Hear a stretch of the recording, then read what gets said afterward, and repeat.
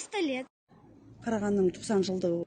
Ол мереке қатты дайындалып жатыр, мектепте немерелерім де бәрі де әндерін үйреніп жатыр, мұғалімдер атсалысып жатыр. 90 лет. 90.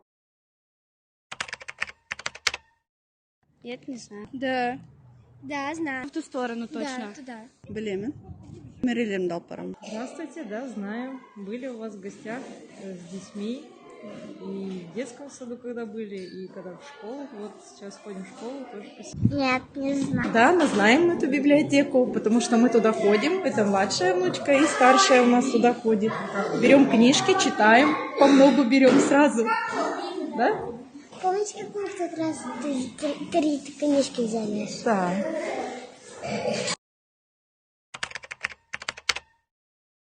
Ну, Да. да, иногда мы читаем. Да. Бумажные. Я люблю, да, бумажные. Бумажные. Я люблю ощущать эту книгу на руках, я люблю, как они пахнут. Мне кажется, электронные тоже хорошо, потому что можно там закладку специальную поставить, выделить какой-то текст. Да, просто люблю читать что-нибудь. Оқыған білімді мыңды жығады дейді ғой. Көп оқу керек жастар. Сотканы қою керек та, кітап оқу керек. И тіл байлығы көбейеді, и жаңа көп нәрсе біледі. Білім артық болмайды ғой. Жастарға кітап оқыңдар дер едім. Қарағандымыз көркейе берсін. Еліміз аман, жұртымыз тыныш болсын.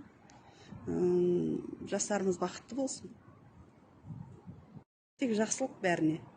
Достығымыз нығая берсін. Желаю мира, добра, чтобы наш город процветал. Всего.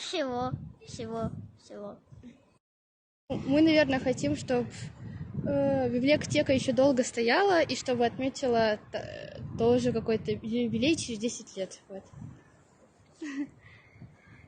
Ну, поддерживаю Самину.